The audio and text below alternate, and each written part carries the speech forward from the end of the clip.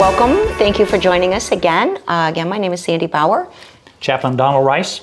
We appreciate your time. So we've had a couple of interesting week Some or so. feedbacks, yes. And I want to jump in. First of all, I have to say I have a correction. In my first episode, I had talked about this situation in the central Michigan. Right. That the kids, Yes, all the school, girls in yeah. the school. Yeah. I actually had the percentage wrong. Mm-hmm. So I had said that 80% of the girls in this classroom were girls. Yeah, okay. That is actually not correct. And I remember in the original conversation, it was, I thought it was like between 75 and 80%. Once that aired in that area. And they saw it, Yeah. they said, well, actually that wasn't quite correct. It's between 65 and 70%.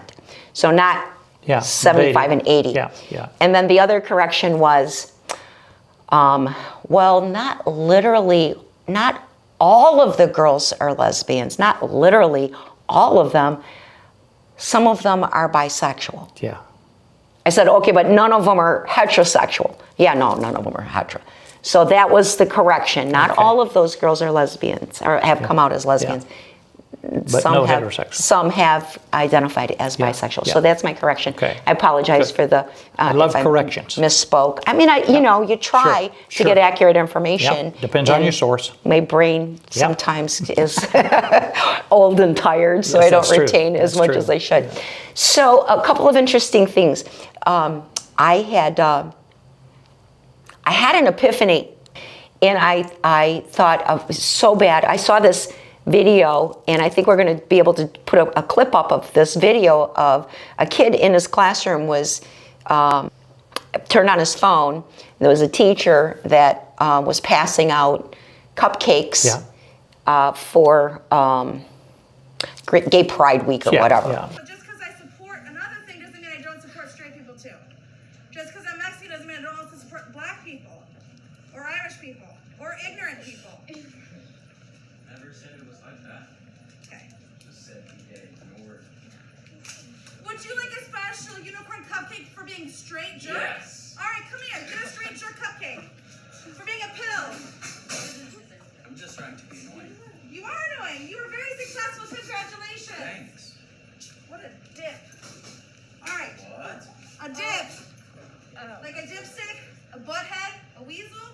A weasel. Pain in my butt. This summer is LGBTQ month, and I'm not going to see you, so I want to give you something. Thank you. You're welcome. Everybody's welcome to a unicorn cupcake. I just want to make sure there was enough for the... She said some really inappropriate things, and another kid in the classroom had his phone on and recorded it. It went viral. The teacher got fired, which is the right thing to do. But the point is that when I saw that, the light went on in my head that we should have nanny cams in the classrooms, right? And to make a long story short, I thought I was onto something, which I do think I am. But the same, probably within a day of me, like the next day, Tucker Carlson comes out with an episode about we need nanny cams in the classrooms. Yeah. And Mark Levin, we need nanny cams in the classrooms. So great minds think alike, guys. Yes, I Just agree. kidding. I'm glad I'm here. Right? Well, I'm glad you're here too. So we know that is a solution. Okay, as a parent, It's a help for sure. Well, you know, they have nanny cams in school buses. Yeah. There's nanny cams in daycares. And homes. There's nanny cams at home. If you're going to leave your child with a nanny and go to work, you want to see what the nanny's doing with your child. There's nanny cams at the doggy daycare. If you want to drop your dog off, you want to make sure they're taking good care of your dog. Yeah. You can log in and watch your dog on a nanny cam. Yeah. But we don't get to see, we're not privileged to see how our children are being treated, what they're learning, what they're experiencing in the classroom. Yes. And I think that is absolutely unacceptable. What do you say?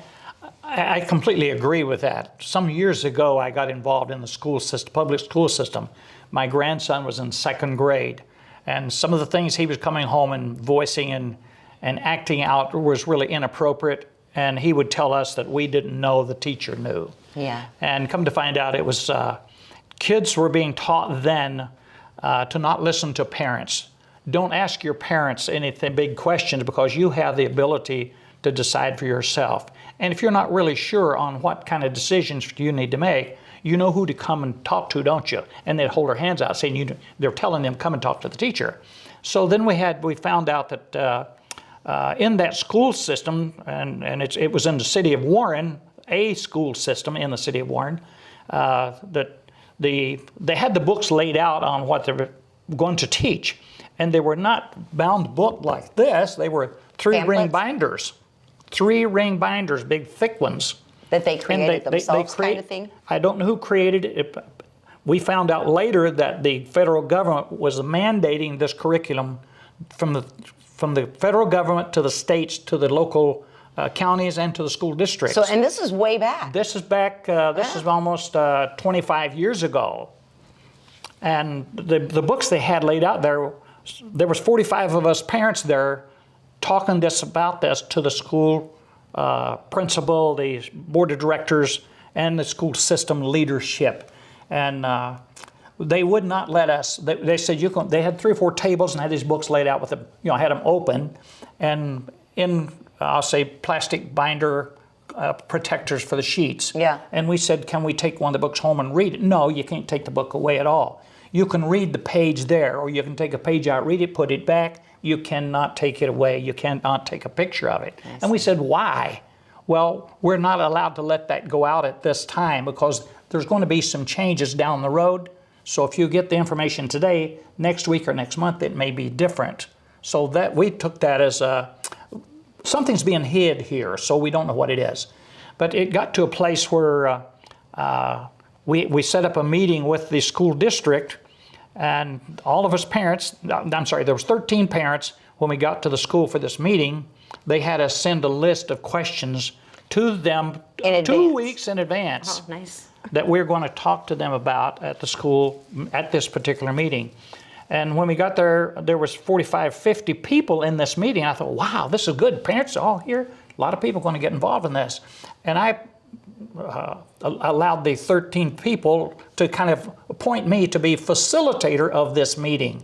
So I am standing at a podium to the side, and then I would read the question, or I'd point to a person, they would read the question, and the moderator up there, or not the moderator, but the people in the spokesperson. Spokespersons, they would direct it to whomever was probably the best person to answer the question. They might have studied and knew which questions to. If it comes your way, you know how to answer it. Yeah. And I was really frustrated in a way, because they tried to take that responsibility away from me. The leadership did, and some of the people in the audience too. And we were just about finished, and I said, just out of personal information, I said, I just want to ask a question. Could I see a show of hands of how many parents are here? There was 13. That means the group of us who requested the meeting were all there. Yes. Who are all the rest of these people? And sometimes these questions would be diverted to a person in the audience to answer the questions. Wait a minute, this don't make no sense. Parents are answering the questions?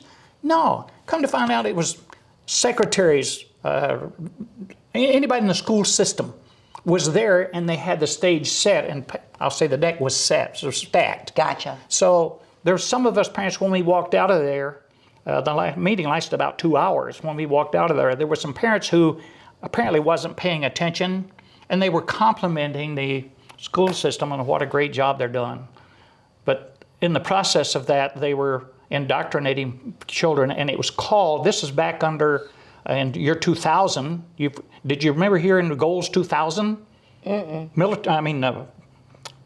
Clinton administration was pushing that. Hillary was the person who's supposed to bring this into existence. And what goals 2000 was is, in year 2000, the motive was, or the principle was, to get every child out of the home at 2 years old, if possible, and get them into Head Start or early learning. Have you heard of that yet? Sure. All right. Yeah. So that's all that was set in place to get the kids out of the home, and for this reason. When kids are staying at home, and I started going to school when I was 6 years old, So I'd already learned all the values and principles and morals and stuff like this from my parents. Yes. And I found out after reading this about outcome-based education, the reason for getting kids out of the home, once children have learned those values, it takes 4 years to deprogram them. Now the kids are in 4th grade. So 4 years have been wasted trying to, instead of indoctrinating the children, we're trying to break them down and get them out of that. Yeah. Then we got to start teaching. So if the words were, if we can get them out of the home and teach them what we want them to know, Right. now we're ahead of the game by 4 years. Exactly. And what did that say to parents? Parents didn't necessarily say, oh, I want my kid to go to school. Parents were working. Economy is getting tight. People, now both parents are having to work. Yeah, So and- now they got to have somebody to And take care of the parents, kids. I can tell you for sure. Latchkey. Because they started with Head Start when my kids were little. Yes. And Latchkey and all Yep. that. And, you know, you can either leave your children, because it's a fact. Sure. Both parents, for the most part, have to work now. Sure, yeah. And you can either leave your child with a babysitter, Uh-huh. or you can drop it Nanny. off at a daycare. Or at So home, the- alone. Yeah, with the little ones. But, Okay, yeah. yeah. But from a parent's perspective, I would much rather leave my children in a learning environment. Yes. If I have to leave them, Yes. at least put them in the Head Start program. Yes. So you think. I think- remember thinking yes, when yeah. you brought that up just now. I remember thinking, okay, what's he going to say about Head Start? Because I assumed They'll start learning I was quicker. one of those sheep. I assumed that that Head Start would be a great thing. Yeah. You know. Okay, so I want to kind of change gears a little. Go, Thank you that's for good, sharing good. that, because that was really interesting. And wait until they're done with the weed whacking. Because it's so loud that it's gonna be in the video now. Yeah. That's okay. All right, sorry. Okay. Now you're going to change speech here. So, my question to you, Chaplain, Mm-hmm. is actually one thing. You said ground zero. Mm-hmm. It's actually before that. Yes, but there was ground zero to me and my neighbors. I mean, and they the want to people in take school. away the Yeah. Pledge of Allegiance. Yes, No yes. prayers in school. Yes. Well, Well, I can go back to 1962 when they took prayer out of school, because I just graduated the year before. Gotcha. And we were having chapel every Friday in the high school, and every Friday, as soon as the bell rang, we didn't go to our classroom, we went to the gymnasium. Yeah. And every kid better be there. Every teacher was sitting with their kids, and every kid, she'd check or he would check, make sure every kid is there. And some minister, rabbi, whomever it might be in the community, different one each week, and they'd have maybe sing a song, and they'd speak for 10, 15 minutes, and would be dismissed and go back to the classroom every Friday. And that was taken away out of the schools at that time. This was 1961. It was taken out of school just before I graduated. So I was part of that, being in the gymnasium for chapel every Friday. Yeah, so I mean, But we that's- can see yes. that going all the way back. All the way back to there, in the yes, 60s. yes. Okay, so I guess the thing that just totally I struggle with is the why. What is the end? What's the end game here, and where is this leading, and why is it happening? Where is it leading to? What do they want? Are you asking a question this time? I am. I'm going to give you my personal faith in God information that comes from the Bible. Okay. It's the influence, as Jesus said even during his day, that the spirit of the Antichrist is among us as we speak. That means back then, 2,500 years ago. The spirit was there. So over the years, we've talked a lot about the Antichrist, and people's been labeled as going to be him, it's a particular person. No, it's not. It is a spirit that indoctrinates or infiltrates the mind of people. And Jesus said even the elite would be indoctrinated if possible. Elite means what? Those people who are in spiritual leadership, I'm talking pastors, ministers, evangelists, whomever, they can be part of that also and never know it, because Satan is so subtle, and we're talking the spirit of the Antichrist. Now, when we see that happening in our society, there's only two spirits we have to deal with in our lifetime. It's the spirit of God, or it's the spirit of Satan, the evil. So Scripture says that Satan wanders about the earth seeking who he might steal, kill, and destroy. Anytime you see anything that's fitting those three categories, it's not of God. And it's so simple to just make that decision. It's there. If you see something that's not going right, it's not of God. So then it's easy to make the choice of saying, okay, I know where my mind is. I know where my spirit belongs. So we try to set things in place, get back to moral values. I picked up a book one time at the Amish community down in Ohio. It says manners matter. And just reading that little book, a little paperback, we talked about what is missing today among people. We're talking children, we're talking teenagers, we're talking mature people now 30 years old that don't have manners. How often have you been walking into a store or something other and some guy open the door and hold it for you? Yes. I've been scolded for that by women. I've had women scold me for that. Isn't that bizarre? When someone holds a door open for me, it's my canned thank you. My canned phrase is I always say chivalry is not dead. Yeah, I agree. You know, and I appreciate that. But Yes. I have heard what you just said about men being scolded. Yes. Like, are you kidding? I mean, it's common knowledge. We're sometimes I go to open the door and the door is heavy. I have Tenosyllable, carpal tunnel syndrome, and you know. So when a man opens the door for me, I think that he's a gentleman. He should, yes. You know, and not to interrupt you, but before I lose this thought, an experience that I had that was kind of touching to me. We've all been going to a lot of graduation parties. Yeah. 'Tis the season, right? Yeah. 2 within the past 2 weeks. One was my grandson, and one was one of my best friends, her grandson. And I've obviously known both of these boys since they were brand new. Both of them 18. They've kind of grown up together. And in both situations, I said to these young men, I took them aside when I handed them their card. I congratulated them for their accomplishments. Yeah. And I said to them, I had quite a few things to say, but I want to make this one point. I said to them, I'm like, from this moment on, okay, you are now a man. Yes. Okay, you're a young man, but you are a man, okay? And going forward, you know, everything that you do will be a reflection of who you want to be. Yes. And I don't think that, you know, I think the kids are lost. They are. I think that they're scared because I can see it in my grandchildren and in you know the other kids that I happen to be around. Yeah.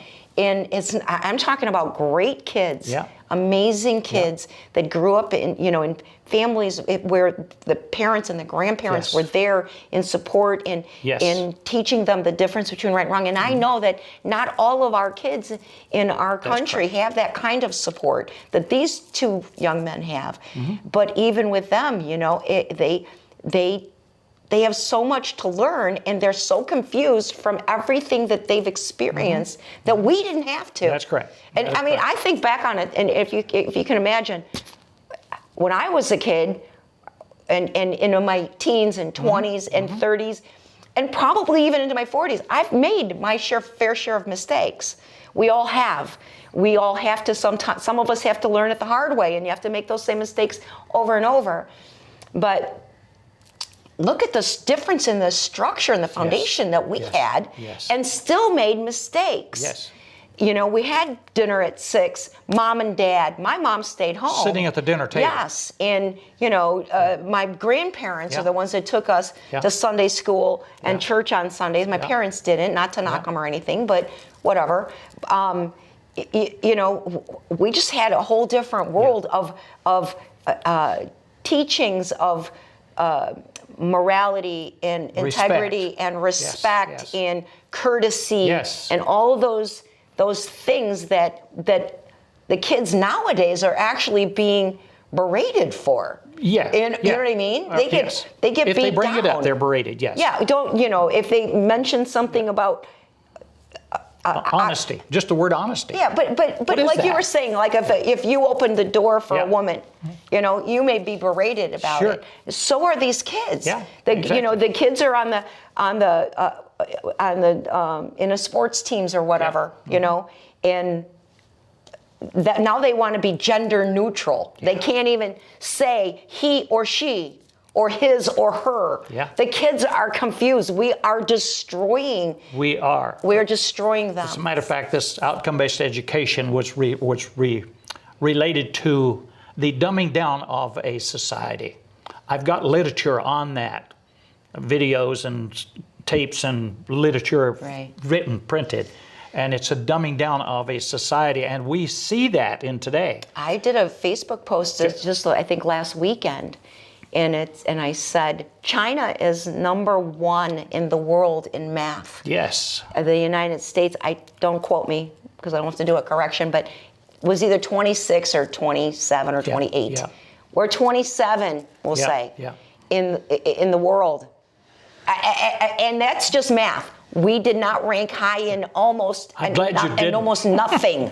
Almost nothing. Yeah. This is the United States of America, where we have all the tools, all the resources. Yes. And we have, again, I had asked you in one of the earlier episodes, how many people in the United States are God-fearing people? And you said those that claim to be God-fearing, about 80%. Yeah. So we have all the tools, all the resources, and all of that love and heart. Yes, yes. Okay, so there's no excuse other than the fact that we're sleeping through this infiltration we are into not our children. standing up and speaking out about it. And like you said, the videos in the school is imperative, must be put there. And this has all been orchestrated. You were I think you're mentioning an earlier conversation that we had before we started videoing. Oh, yes. Yes. No, we did talk about that, right? Well, let's edit this right now then. Just edit this part and we'll move on. Yeah, so with those videos, that's going to take years. Yes. To probably, if we had a big voice right now, that would still take years from this day. Yeah. So when I was driving here to the studio, I was thinking about that. And I'm not a real technical person, but I would think that out there somewhere in the technical world, there should be, and if not, then some IT guy should create just a little, whatever, let's just say an earring or a necklace or a bracelet. You know, a bracelet that has a little camera and a recorder, and I can put this on my 6-year-old and just wear that to school all day. Like a police cam. Oh, yes, like a body cam. Yeah. Okay, so I can not only track, I mean, first of all, how many people have heard about what's happening in child trafficking? It is horrendous. Worst it's ever been. I know that a lot of people think that's a conspiracy theory. It is not. That's correct. Okay, this is real deal. They are stealing our children. So even if you just had like that body cam thing in a piece of jewelry, a little simple little bracelet, even just a recorder without a video, you can hear what's exactly. going on. And then if something, you can see what's going on in your school. You can see how if your child is being bullied on the playground or standing in line at the bus station or at the bus stop or whatever. But on top of that, you have that secondary resource that if some predator comes to your child, you have this that you can retrieve because all that is held in a cloud. So anyway, my point is there are solutions of things that we can do as parents right now while we're fighting the big fight to get a system, get the system corrected. But at least let them know we're aware of what's going on. It's like having a video almost. And there is nothing. nothing. They need to know that we're there. They can sit there and tell us, well, you can't take a copy of this and it's privileged, quiet information. Well, you can't tell me what my child can and cannot wear. At least in that regard, it is still the United States of America, and they don't have that much control yet. If we remain silent, I have absolutely no doubt that they will have that kind of control in a very short time because they keep pushing the envelope a little further and a little further and a little further, and we're sitting back quiet, and by quiet, we are complicit. Wondering what's going on. And I'd like to touch on it just briefly, even math in the school system. It's the math is not the issue. The control of follow the rules, follow the rules. The new math now that the kids have to do in the school, it doesn't matter whether they get the right answer or not. And did you follow the rules to get there? And my grandson was asking me to help him with some math. Well, I do math out of my head. Yes. And he said, but Papa, we can't do that. We can't do that. He says, we got to do it this way. And I said, what? He was trying to show me, and I couldn't even get it. I didn't know what he was trying to teach me. But the whole idea here was, and I've experienced this, and it just floored me. I stopped by Home Depot, which is a hardware store, to pick up one item, and the item plus taxes was 93 cents. So I pulled out $1 out of my pocket, laid it down while the girl was, and I said, are you new here? She said, yes, today's my first day. I just graduated from college, just my first job. Oh, good, great, oh, good to have you. So I run my hand in my pocket to get 3 pennies. I'm going to give her 3 cents and say, you can give me back a dime. She said, but sir, I've already rung it up. I said, that's okay, you can still just give me a dime because I'm giving you 3 cents here. She said, but sir, I said, okay, I don't want to confuse you. I put it back in my pocket, and she handed me, I said, then you can hand me 7 cents. And she stopped in midair and says, how'd you know that? This is a college student, wow. Just graduated from college, couldn't do math on Basic, give and simple change. math, right. 7 cents out of $1, couldn't Right, do it. but hey, they want to push for eliminating grades. Yes, yes, and it's that's just, already happening. Yes, Already happening. And it's all just gonna. Everybody should get an award, whether you have achieved or accomplished You or not. participated. Yeah, you just get an award for participating. Yeah. Are you kidding me? I mean, Well, you don't get a certificate. I mean, you don't get a diploma now. You get a certificate of achievement, Yes. which means you've been through the school system. That's all it means. You didn't finish at the top of the class or the bottom of the class or any place in the class. You just came along with the crowd and you were always there. And okay, you get a certificate of completion. you know, So these are some things that parents, I believe a majority parents, and I'm pleading in my mind to say the right words for parents. They're not aware of what's going on because it's too confusing for them to work, take care of the house, take care of the kids, pay the bills and all this kind of stuff, and then go check on the school to make sure the teachers are teaching the right thing. Right. So parents are bogged down with, I'll say, lack of information, and then a lot of information they don't understand anyway, so they just push it aside. And I say that on their behalf. Yes, and not to knock any parents about it or anything, but, okay, as these are your children, Yes. our future. children, yes. You love those kids. You go to work every day and bust your rear end. Brain.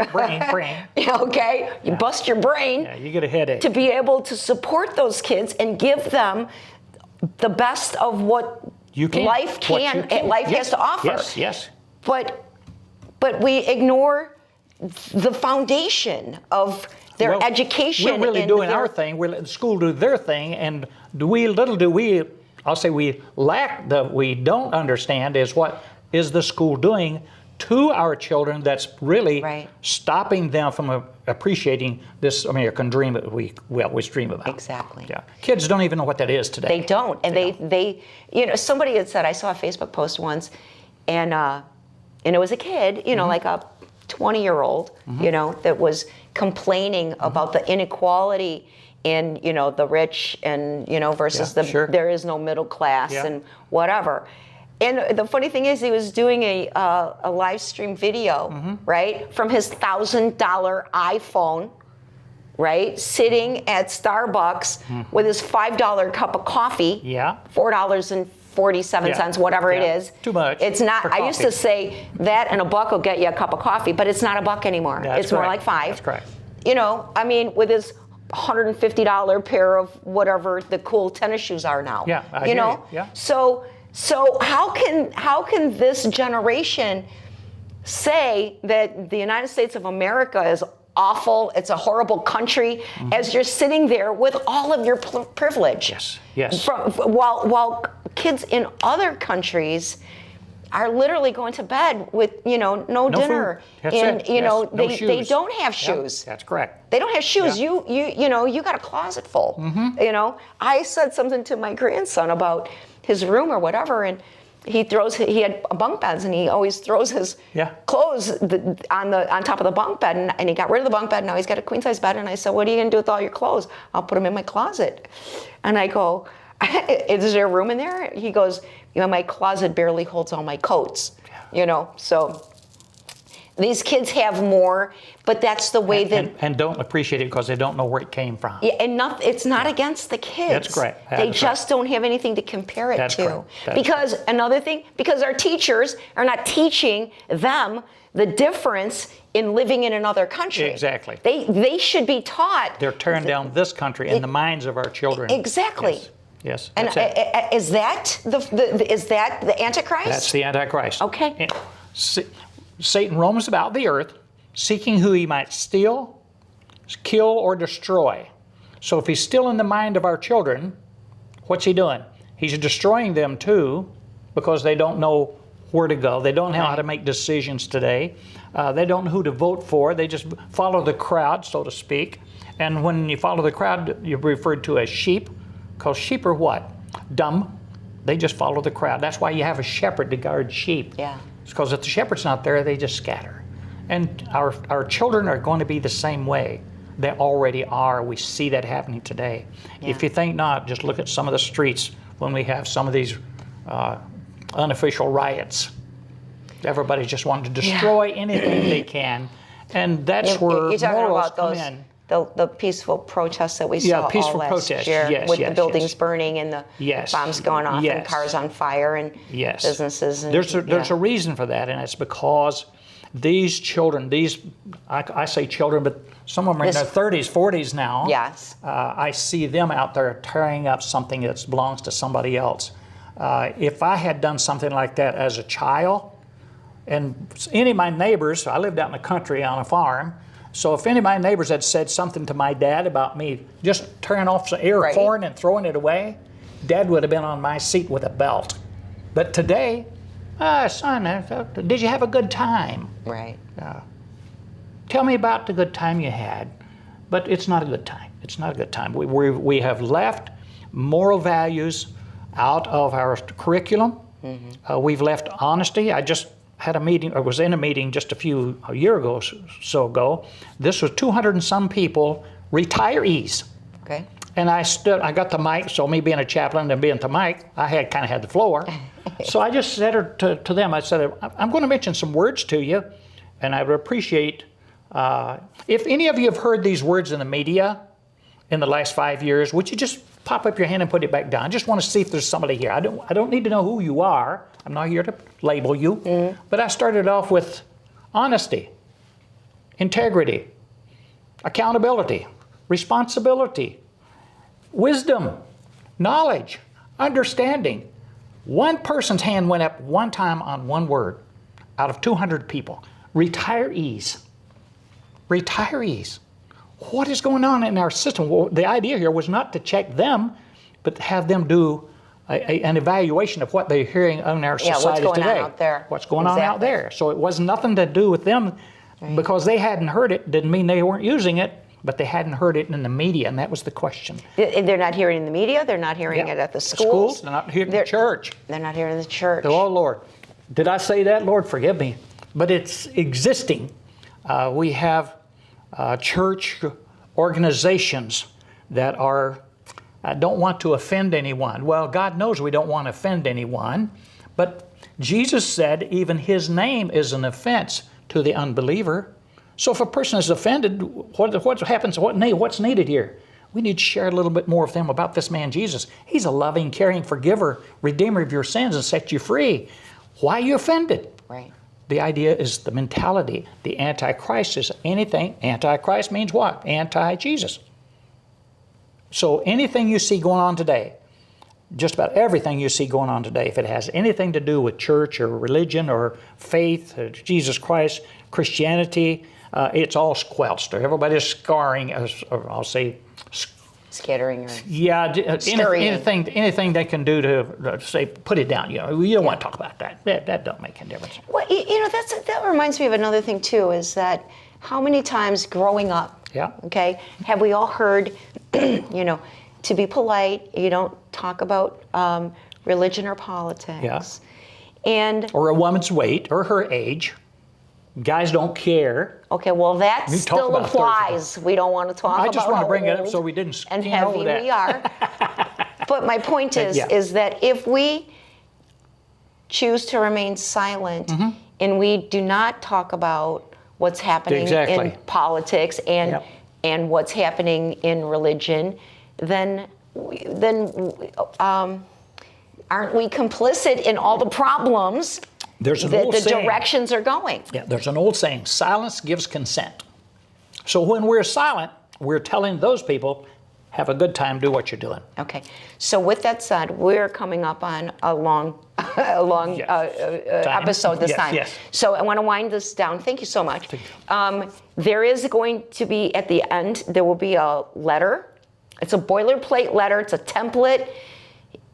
You can print it off. You can use it verbatim. You can tweak it, make it your own, do whatever you want with it. But this is to We're talking action. We want action. Yes. We need to step up our Yes. game here in a big way. And we your need your voice needs to be heard.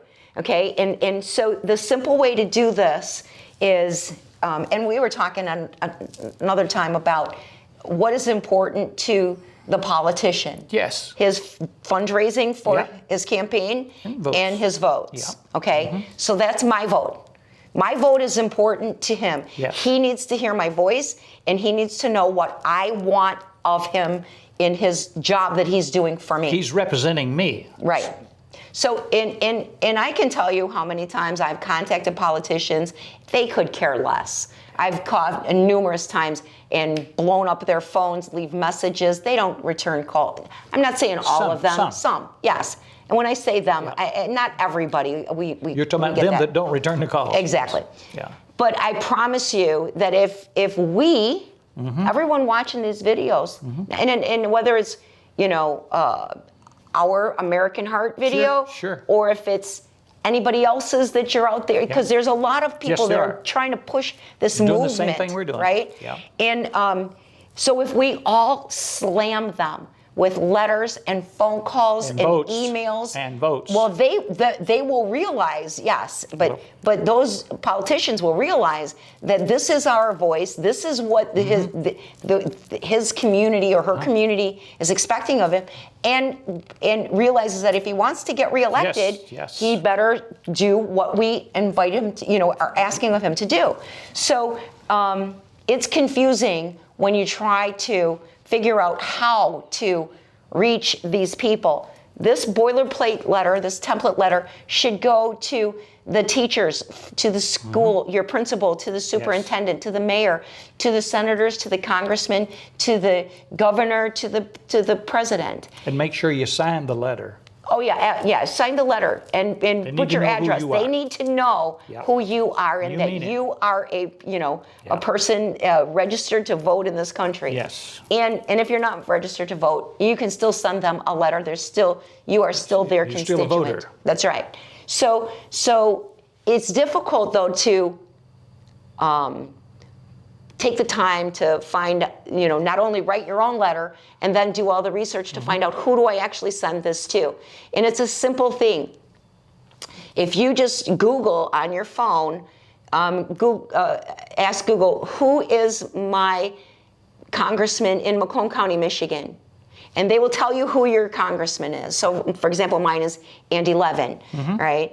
And I know that because I Googled that and found out that he had, I called and blew up his office. I still do, because he voted for the New Way Forward Act. And if anybody doesn't, on a side note, if anybody doesn't know what that is, please look it up. New Way Forward? Newwayforward.com. It is sickening. No, it's a bill that they're trying to push through. Oh, no kidding. Right? Well, we're all sleeping. Would that be Michigan.gov, New Way Forward? No. Just Google. Just You can New Way just pick Forward. up your phone, Super Google, good. what is the New Way Forward Act? And you can read the whole thing. And Andy Levin voted in support of it. This was a while back before the pandemic stuff. But But anyway, my point is, you can do that, the same thing. So you pick up your phone, who is my congressman in Clinton Township, Michigan? Who is the superintendent of whatever, Van Dyke School District? Yeah. Who is the senator? Who is the mayor? Yes. And they will take you right there. That'll get you the name, and then you just say, contact the phone number for Andy Levin. It'll take me right to his office. Yeah. You know, there's so many. It takes a little bit of work. I understand. Everybody's busy. Everybody has enough stress on their plate. But these are our children. This is the future. We're doing this for them. And again, this is the fight between good and evil. Yes, it is. So if you are, I'm a Christian. I know you're a Christian. But if you're just a God-fearing person, whether you're Muslim or Jewish or whatever, we need to stand together, and we need to be heard. And this is, again, our morality movement. We're going to say goodbye and end in prayer. Thank you so much. Let's go to the Lord in prayer. Heavenly Father, we come to you again today with joy in our hearts, knowing that, Father, you're the one that's in control, but you leave us, Father, to make our decisions. You've given us the freedom of choice to decide. And Father, I pray for decisions today for moral values and strength among our people, Father, that we might put your voice, your spirit back in the hearts and minds of our people. We've been left you out too long. We just give you praise and thank you today. Watch over us and keep us and guide us, Father, because we know that you're the only one who can satisfy us in this move. You're the only one, Father, that can bring this to a completion and a finished product that is a solution, the only solution that we have left. We give you praise in Jesus' name. Amen. Amen.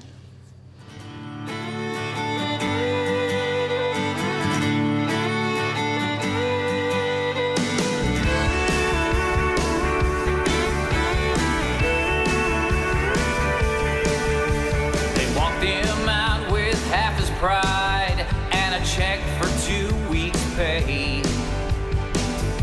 Now he don't work there anymore. Drove on down to the county seat to file an unemployment claim. Big old line stretched out the door. Asked his dad if he'd seen it this bad. He said no, but his daddy had. Compared to them, son, you and I've been blessed. Life is more than a house or a car, or how will all people think you are. You need to trust what's beating in your chest. Don't give up when life gets hard. If it don't kill you, you'll get stronger. Jump back in and do your part, and you just might make it through. When they tell you that it's over, that's a real good place to start. Don't ever underestimate the American heart.